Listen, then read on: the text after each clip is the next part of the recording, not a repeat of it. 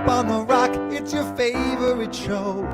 Hope on the Rock, it's not really a show. The stories and songs, sort of a virtual show. On tonight's show, Nicole Power, Aaron Windsor, and me. The only place to go when you need hope.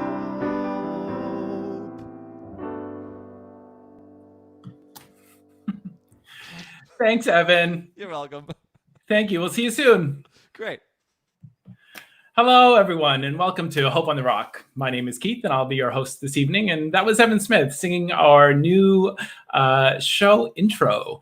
And there's lots to come in the few weeks ahead about our show intro and some little jingles all the way throughout. But a big shout out to Evan for singing our show jingle tonight.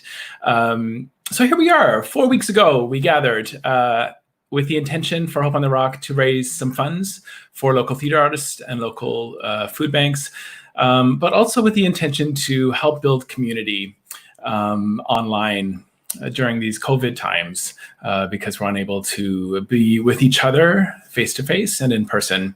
And so we thought, hey, wouldn't it be great if we can continue to do this all summer long and hopefully spread some joy and spread some love virtually. So we'll be doing this for the next 8 to 10 weeks. Hope on the Rock on Mondays, 8 o'clock Newfoundland time, to help build community, sing songs, tell stories, and help raise some funds. So throughout tonight's show, if you're able, head on over to gofundme.com/Hope on the Rock and donate even a couple of dollars.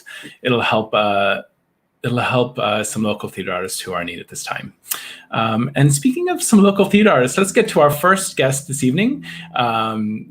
You may know her from the stage all across Canada. You may know her from Kim's Convenience. It's the one and only Nicole Power. Nicole. Hello. Hello, Nicole. How are you? I'm good, thanks, Keith. How are you? I'm doing well. It's nice to see you. Where are you these days? I'm in Toronto. Okay. And yeah. And how are things in Toronto for you? I mean, they're good. It's obviously been a crazy time, but these StreamYard and Zoom and FaceTime has been taking up a lot of my time in a good way. It's really good to stay connected with people in that way. So this is amazing. Thank you. Isn't it such it's an important time to stay connected, and I never ever thought that an online streaming thing, or for lack of a better word, or like Zoom or Skype, like they'd be so important right now. Yeah, I know. It's everything. It's really good. Yeah, so it's good to have you here. So we're gonna have a little chat. Yeah. Something that always interests me, Nicole, when I'm talking to actors is where they began, where things started for them, like the genesis of like what gave you that spark of acting. So I'm going to ask you that question. What gave you the spark for acting? What tell us about where it all started for you. Well, it's nice that I'm talking to you because my first musical was Anne of Green Gables with Peter and Renalda. Oh, that's right. Yeah, so we were both kids of Avonlea, and I forget what, I think that my mom maybe just heard about, my mom heard about the audition from one of the girls at work, and then I was in grade 3 at the time, and that was my first kind of stage show ever. And then I just continued to do community theater and dance and voice lessons and all those things at home for forever until I moved, which was the best. It was like such an amazing community to grow up in. Yeah, and so where did you move when you did community theater up until like 17, around then? Yeah, I did. Yeah, I graduated from Gonzaga, and then I did 1 year of MUN, mostly because I was too scared to pull the trigger and move to Toronto. And so I did like a general education year with some business courses, and then I sent audition tapes from the 4th floor arts and culture rehearsal room to a bunch of schools, and Sheridan was one of them. And then I and then I moved to Oakville the following year. Oh, right on. And so Nicole, what year were you at Sheridan? When did you start? 2007. 2000. Okay. 2006, 2007. I graduated 2000. Is that right? Oh my gosh. Yeah, that's right. I know. We missed each other. I graduated from Sheridan in April of 2007. Yeah, so I was the year after. Ah, drat. That would have been so I much was in first year right after you finished third year. I know. Right? And so you had I guess it was 3 years back then at Sheridan College, and then you had your final year. Can you tell us about your final year at the college? And I know the graduates, we do 3 shows. Well, tell us about the shows you did. Oh, I did Metamorphoses by Mary Zimmerman. Okay. With Mimi Meckler in the Studio Theater. Great show. Oh my gosh, yeah. I've been like begging the universe to do that show. I want to be a part of it again so bad. It's a beautiful show. Well, let's do it. Let's do it.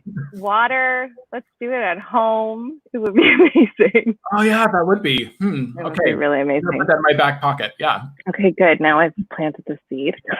And then in the spring, I did Cabaret and Anything Goes. Cabaret was the first one. There I am. Cabaret? Is that you in Cabaret? Yeah, that's me as one of the Kit Kat girls. Oh, cool. Yeah. What a great ensemble to be in. Oh my gosh, it was amazing. I've never worked harder under Jeff Demetrio's choreography. It was insane. Yeah. Did you do like a Fosse-esque kind of version, or did Jeff do his own kind of interpretation? It was like definitely inspired by Fosse, but then Jeff is such a creative guy that he can also he did his take on it, and it was really amazing. I think that I think he continued to kind of grow on the physical vocabulary that he found in that for like a couple of years after it too. Oh, cool. So yeah. And then the other show was Anything Goes. There I am. Yep. Yeah. And so you played Reno? Yes. Yeah. Sutton Foster, Ethel Merman, Step Aside. Oh my gosh. I got that belt piece. It was so amazing. I was like, that was the best experience ever. Terrifying, but really, really fun. Yeah. No, I haven't seen that. I would have loved to see you as Reno. Oh my gosh. It was scary, but good. So you started scary, but good. I love it. We started off together in Anne of Green Gables as Avonlea children, and then you found your way at the Shawtown Festival. Yeah, back in Anne. Oh my goodness. Check out that bow. Pardon? Check out that bow you're wearing. I love it. I know. Next to look at that cast. It was such a good cast. Oh my goodness. Yeah, it is an incredible. Let's check it out again. Yeah, that cast is. Yeah, it's pretty incredible. But but look at you up there in front. So how was that?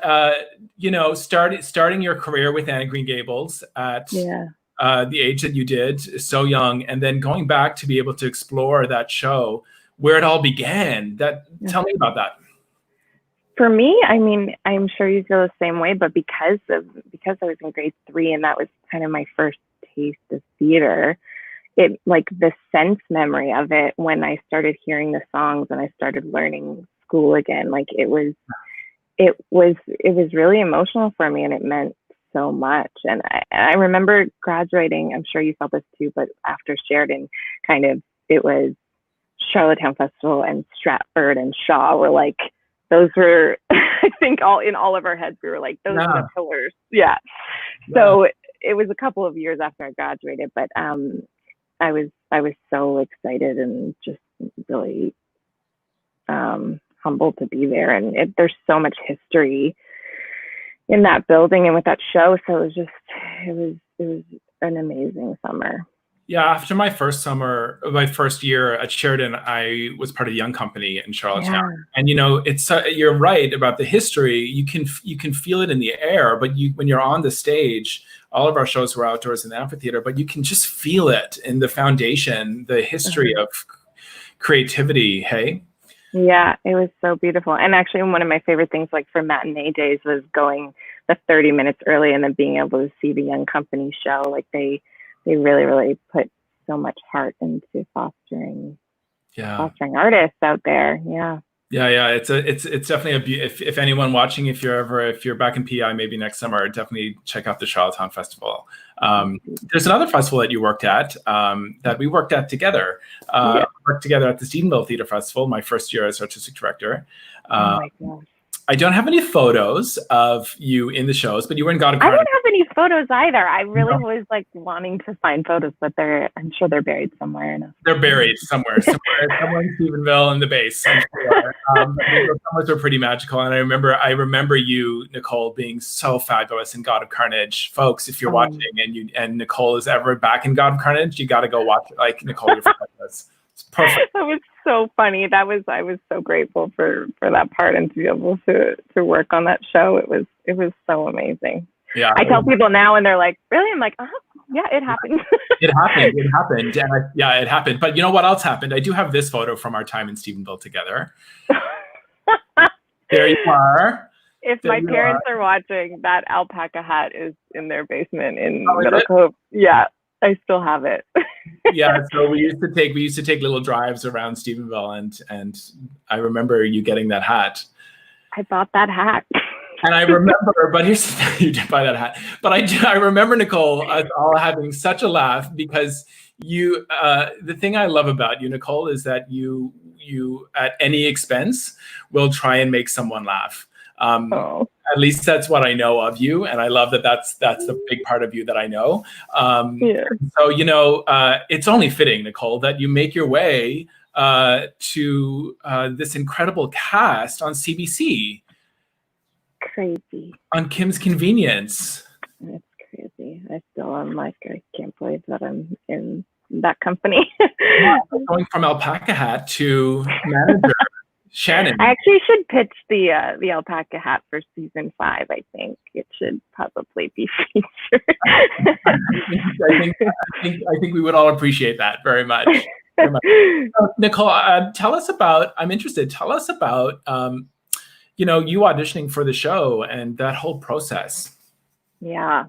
So I actually met Choi, the writer and creator of Kim's Convenience, during my, I was auditioning for the Soul Pepper Academy, the conservatory there. So there was one part of the audition process there where they invited past alumni and a bunch of donors and a bunch of people to come in and kind of meet the candidates for the academy. And Ince was one of the people that came in, and there was a portion where we had to talk about ourselves for 5 minutes, and I talked about myself for 5 minutes, which I'm sure, as you know, is scary. I would rather just do some sort of scene or something. And I sang St. John's Waltz, and I talked about Newfoundland, and I talked about growing up in the arts and culture scene in Newfoundland and how much it shaped me.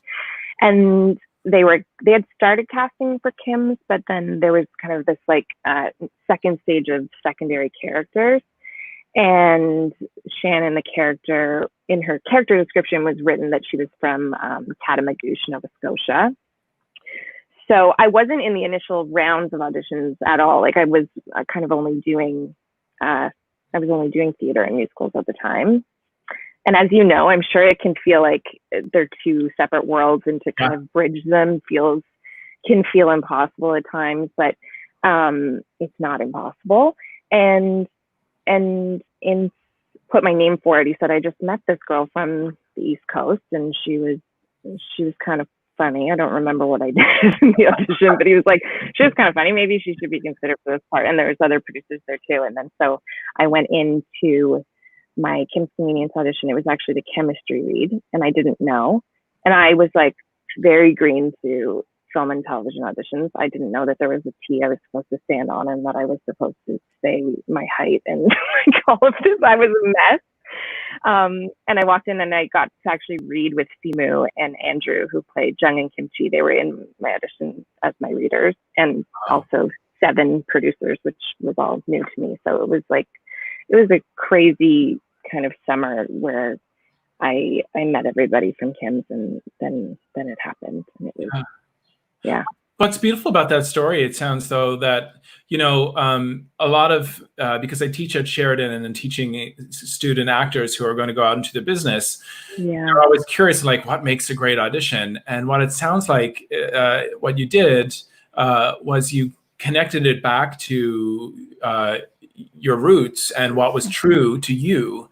And you talked about land and sang St. John's Waltz. And I think that's really beautiful, actually, Nicole. Yeah, it's so funny because we were all sitting and waiting to go. There was, I think 50 of us waiting to talk about ourselves for 5 minutes over 2 days. And I had this like monologue prepared, and I was going to do a Newfoundland accent, and that was going to be like my introduction to being from Newfoundland. And I was sitting there, I was like, I should just be myself. Like it feels like I'm about to put something on. And so, so that, for young actors, like all the general auditions and all those things that you end up doing, it's so much more about showing who you are and like what's going on in here. I think, and so true though for anyone. Hey, like come back to your heart, come back to your soul, come back to like what's true to you in living your life. Right? Yeah, that's essential. Truly essential. So, Nicole, one of my favorite interviewers is James Lipton. He passed away just a couple of months ago, and he would with the Actor Studio, and he would finish off his interview. So we're going to finish off our interview. He finished them off with some questions. So I'm going to ask you some of the same questions that he would ask his interviewees, and whatever comes to mind, spit it out. Yeah, you want to play? Okay. Ready to play? Yeah, let's do it. All right. So Nicole, question number 1: what is your favorite word? Chocolate. What is your least favorite word? Moist. What turns you on creatively, spiritually, or emotionally? Oh, music. All music. What turns you off? Blocks. Blocks. Roadblocks. Yeah. What sound or noise do you love? Sound or noise do I love? The coffee machine? Oh, yeah. It's a good one. Yeah. It's a daily ritual. What sound or noise do you hate? Car and motorcycle engines that are loud just to be loud, like purposefully loud. I don't like that. It actually really gets me. Okay. So we'll move on to the next question. What profession would you not like to do? What profession would I not like to do? Yeah. Oh my gosh. What profession would I not like to do? Maybe. I don't know. Interviewer, because I'm really not to deal with people like me giving answers. What profession other than your own would you like to attempt? Profession. Teaching. I've always wanted to teach. Oh, lovely. You'd be a great teacher. Just 3 more questions, Nicole. In what way are you most like your character on Kim's Convenience? Oh my gosh. I want to say clumsy, and I like cheesy jokes. Okay, cheesy. Love it.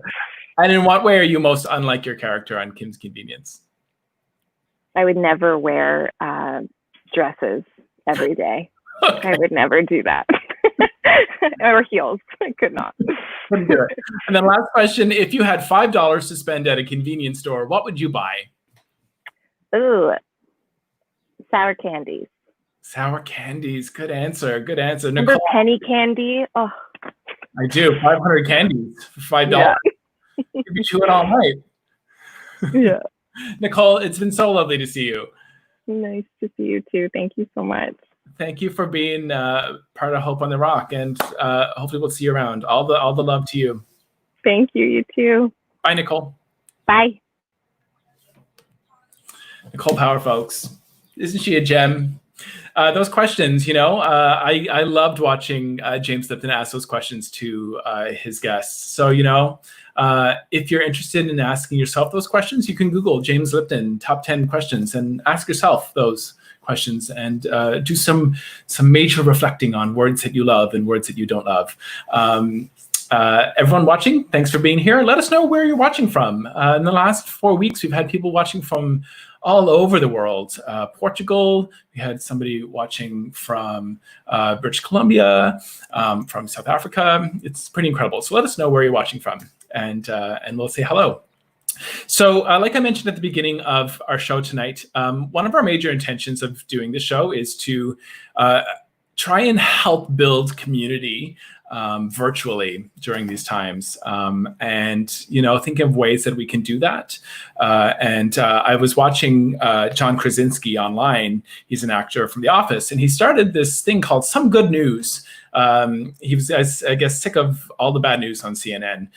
So he created this podcast, I guess, and online video news, 20 minutes of highlighting what's great happening in our community. So I was like, let's do that. So this is our first segment of Some Good News in Newfoundland. And so I'm going to bring Erin Windsor on. She's the creator of Old School Intergenerational Projects. Hey, Erin. Hi. How are you? I'm great. How are you? I'm really well. It's nice to see you. It's lovely to see you as well. Yeah, where are you joining us from tonight? I am home in St. John's. Okay, and how's the weather in St. John's? I feel like we can't move forward without finding out what the weather's like. I mean, it's foggy here now, but it has been nice the past few days.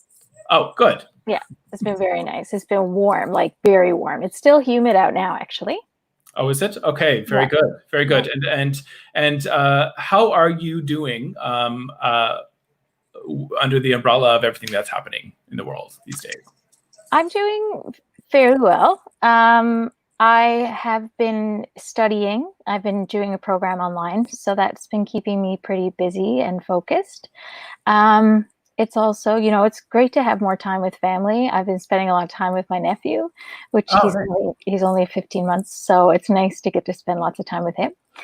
And it's nice. I mean, I'm not overly affected personally by the events happening right now, but I'm, trying to be as supportive as possible. I wear my mask when I have to go anywhere and stuff like that. Great. Good. Yeah, we I think we can only do what we can do, but as long as we do that, that's important, hey? Exactly. Yeah. So I'm so interested. Tell us all about Old School Intergenerational Projects. Well, Old School Intergenerational Projects is a passion project of myself and Claire Rouleau. Claire and I went to college together at Sheridan College, and we became very good friends over being very bad at ear training. Okay. And then we realized how much we had in common, and then she came here to visit me one summer and then applied to work here out in Trinity and Rising Tide, and she worked there this summer, and she's been back and forth here through the years and has been here for about 2 years. So we started this 2 years ago. Yeah. And can you tell us a little bit about, because I'm always curious about intention and the big why of why we do what we do. So I'm curious what your intention was when you first started and why you started this program. Well, I have always been a person who loves being around older adults.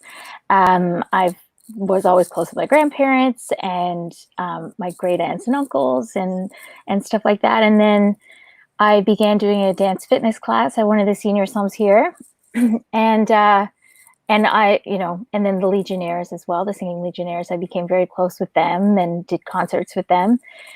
And I just heard from so many people, like, you need to work with the older generation. And I knew I did. It just felt right. You know how some people are just really good with kids? Yeah. I'm just really good with older adults. Okay. And I couldn't tell you why. I don't know. But I think it's just because I love history. I love learning about people's lives. And I'm a person that listens to them and doesn't treat them any differently. And I think that that's a huge part of connecting with somebody who's older. So I also then was a child and youth care worker for 2 years. And so I started to get the other end of that, working with children and youth.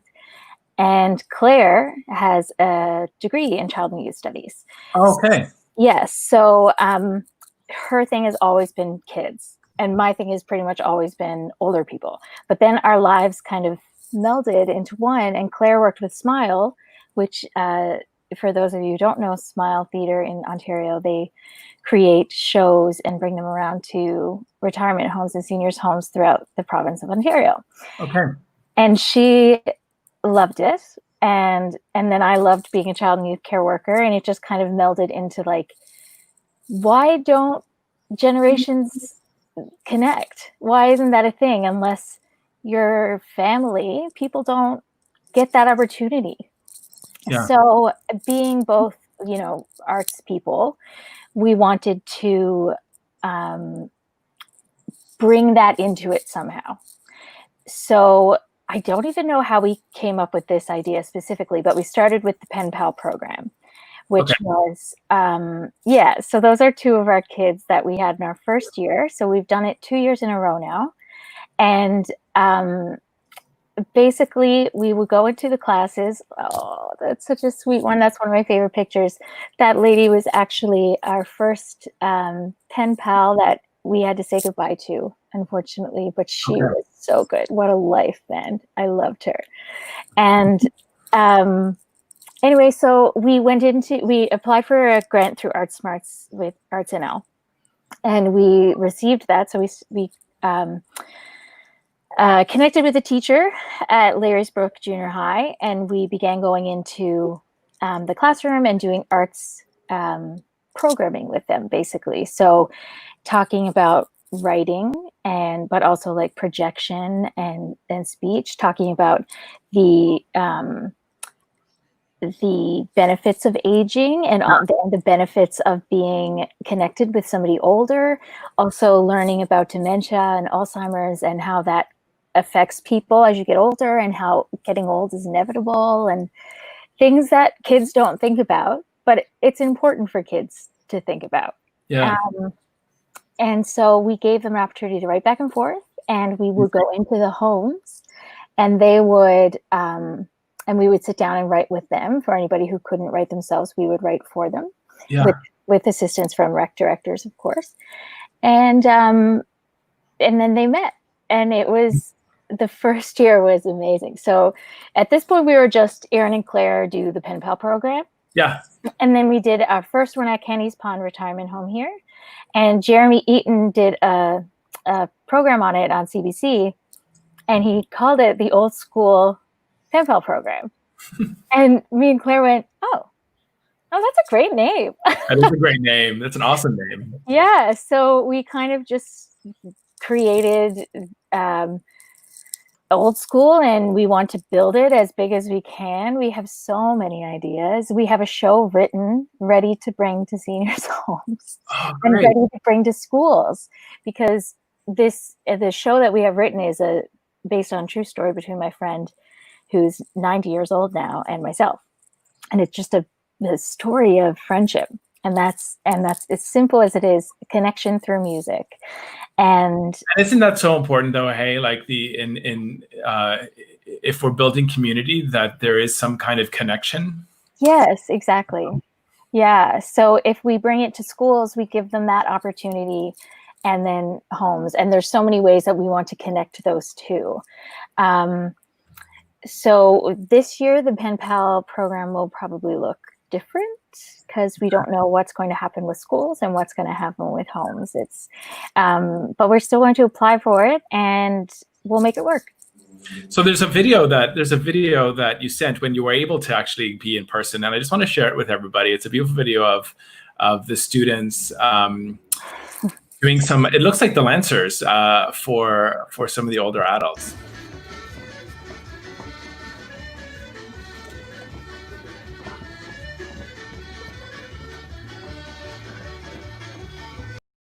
Yeah, so we did a lot, like we did all the arts components, really. So we did dance, the difference between dance and then, so we had them doing the Charleston, and you know, not a lot of the kids there are international students too. So that was an extra bonus for the seniors to get to learn about the different cultures. And even more so this year, because we expanded this year when we did it. We had 4 classes rather than 1, and we had 4 homes rather than 1. So it was a juggling act of paper.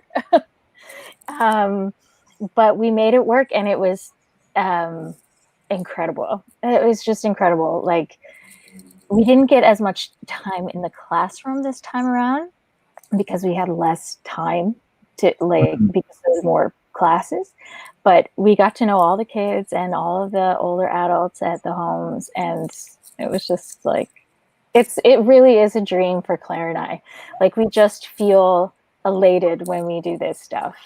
Oh, that's so wonderful. And I'm sure the younger folks and the older adults also feel elated. Erin, you're doing it's such an incredible project, and it inspires me to figure out ways that I can do the same kind of thing within my community.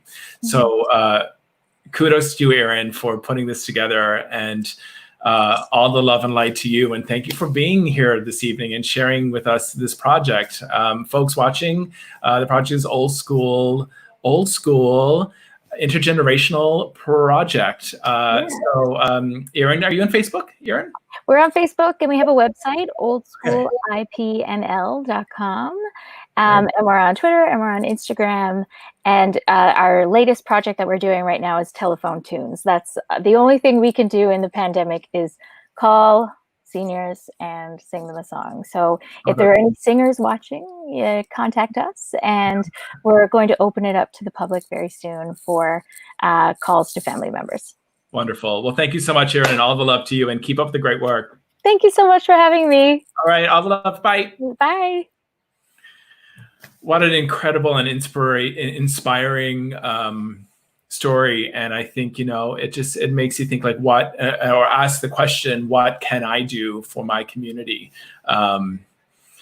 The sky's the limit. Hey. And so if you have some good news that you'd like to share with us, or if you know of someone with some good news, let us know. Follow us on Facebook.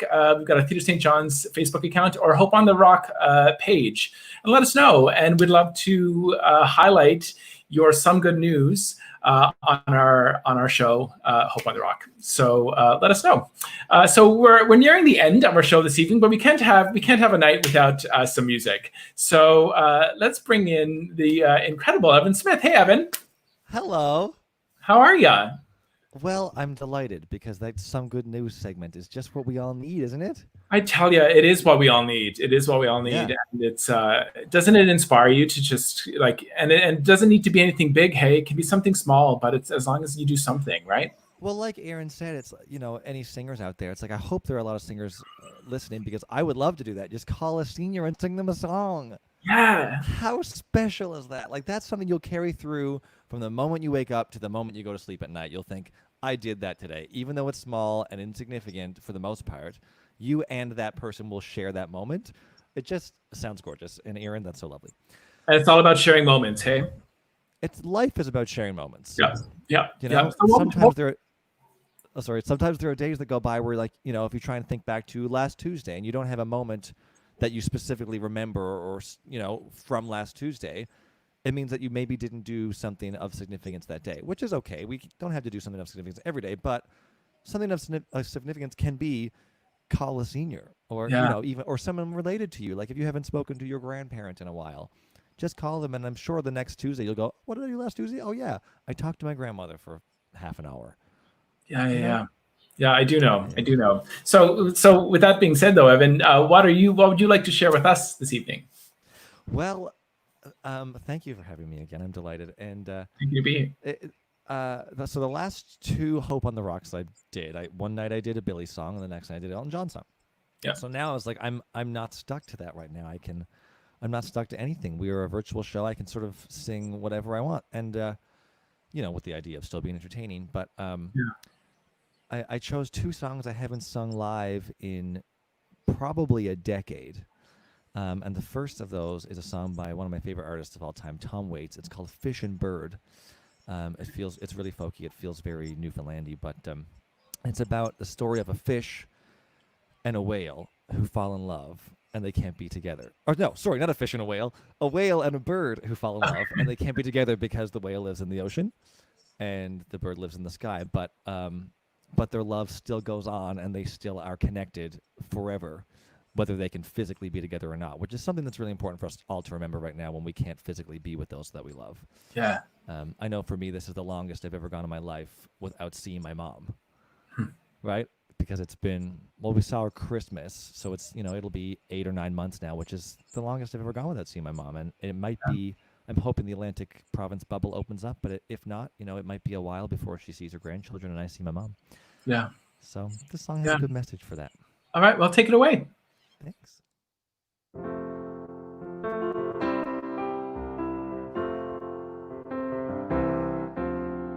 They bought around for the sailor, and they heard his tale of a world that was so far away, a song that we'd never heard, a song of a little bird that fell in love with a whale. He said, "You cannot live in the ocean." And she said to him, "You never can live in the sky, but the ocean is filled with tears, and the sea turns into a mirror. There's a whale in the moon when it's clear, and a bird on the tide. Oh, please don't cry. Let me dry your eyes. So tell me that you will wait for me. Hold me in your arms. I promise we never will part. I'll never sail back to the time, but I'll always pretend that you're mine. Though I know that we both must part, you can live in my heart. Oh, please don't cry. Let me dry your eyes. And tell me that you will wait for me. Hold me in your arms. I promise we never will part, and I'll never sail back to the times. I'll always pretend that you're mine, though I know that we both must part. You can live in my heart.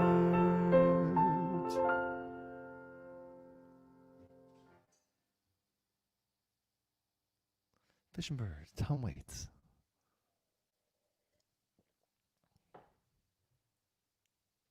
There Oh, I can we hear you go. now. Can you There hear we me now? go. I have You're it in dead. there we go. Just that mute button. That's lovely, Evan. I'd never heard that song before. I'm gonna It add sounds like it could be written by a Newfoundlander. It does. It does sound like a folk song. You're right. Yeah. You're right. And you've got one more song for us tonight. One more song for you. It is an Elton John song. I thought I'm going to avoid Elton and Billy tonight, and then I didn't. I didn't do it. But it's an Elton. It's a bit of a B-side Elton John. It's called Okay. "Empty Garden," and it's the song he wrote when John Lennon passed away. What happened here as the New York Sunset disappeared. I had a gardener, and he reaped all this garden. John Lennon created an amazing garden, and when he passed away, the song is about, it's an empty garden now. So anyway, when I was looking for songs to do tonight, that song popped up, and I thought, I love singing that one. And then as I was just sort of singing through it, I just went, could be so relevant to the Black Lives Matter movement that's happening right now. And there's the line of, as the privileged white people, how much can we say? And I'm always afraid of, kicking myself in the foot or saying something that is incorrect, but we have to allow ourselves to be incorrect, right? Yeah. The important thing is sing the song, say the words, speak up. So just listen to the lyrics of this song, knowing it's about John Lennon, but imagining that it's not, and it's about what's happening right now. Okay. Take it away, Evan. Thank you.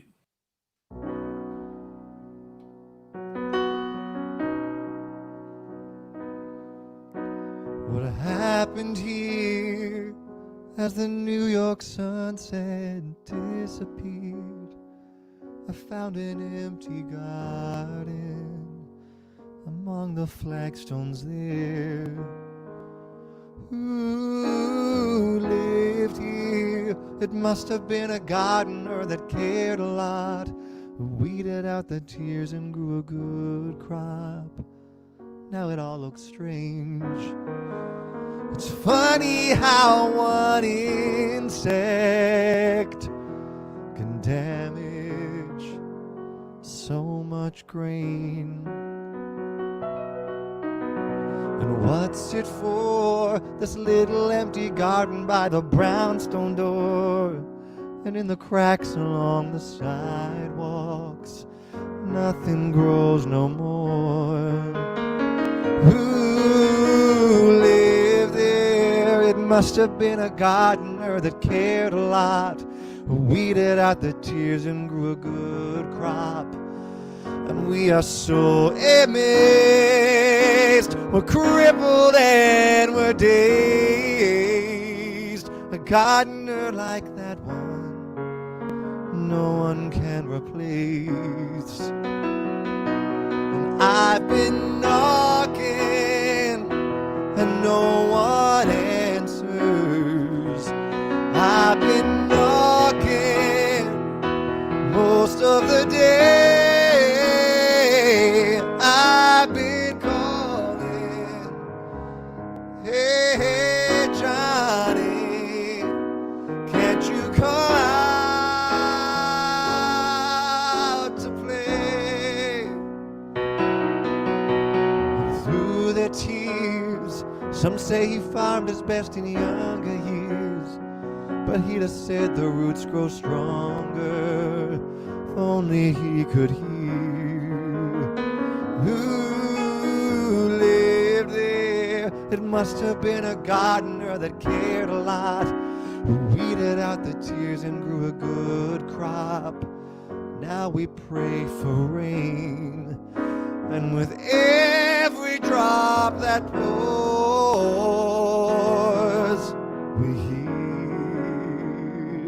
we hear your names. And I've been knocking and no one answers. I've been knocking most of the day. Oh, I've been calling, hey Johnny, can't you go out? Can't you come out to play? Johnny, can't you come out to play in your empty garden? Johnny, can't you come out to play in your empty garden? Johnny, can't you come out to play in your empty garden?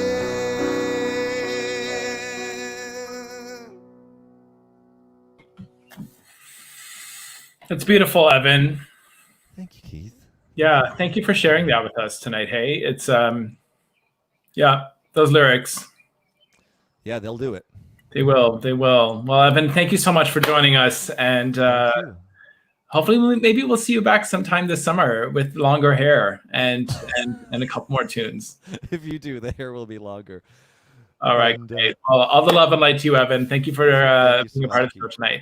Take care. Bye. Evan Smith, folks. Evan Smith. So let us know how you're feeling in the comments. Are you enjoying the show? What are you digging? Seeing so many wonderful comments of where people are from, and a big thank you for joining us this evening.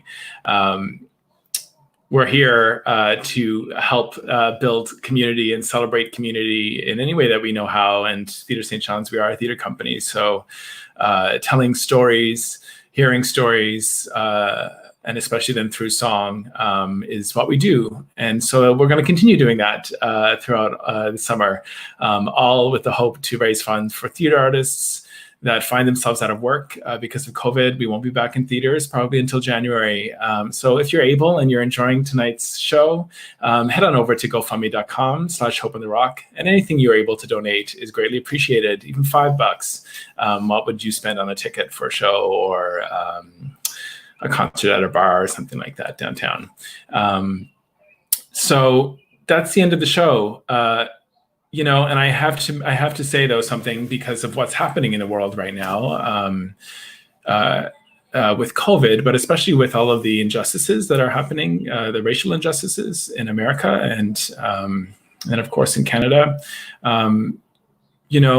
I'll share this and I can only use my own voice and my own heart and my own soul that sometimes, I don't know how to say things or what to say or what to do, but I know that I can do better.